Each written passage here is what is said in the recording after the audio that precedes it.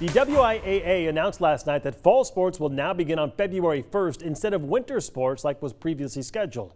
Our Brenna Green caught up with two local leaders with sports to find out the announcement's effect in the greater Spokane area.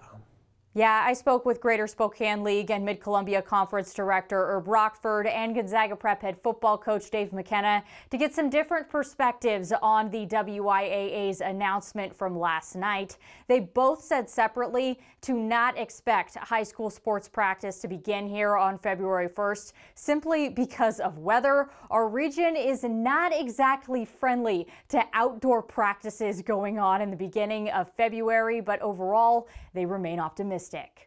I got so excited coming into school today. The WIAA's announcement last night of having fall sports begin on February 1st definitely has students, coaches, and administrators dreaming of seeing athletes back out on the field and court. However, it's also important to keep in perspective the fact that the region has to be in Governor Inslee's Phase 2 in order to see athletic competition.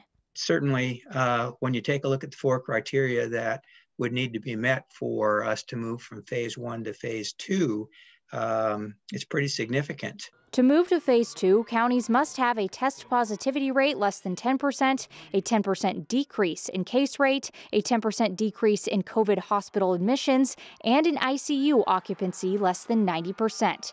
There's another requirement for the GSL and MCC superintendents as well.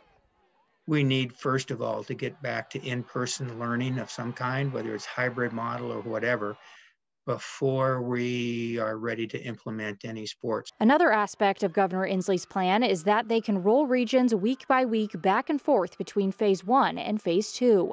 That means that teams might play a game on Friday and then have to take the whole next week off due to COVID numbers in an area. We tell our kids we need to adjust when we face adversity. I mean, that's part of, I think, sports. You're going to face adversity, and at the end of the day, if we play 3 games versus 5, we still play threes more than 0.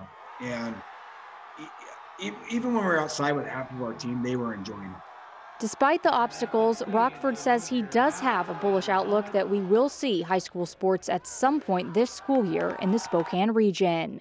We remain confident, and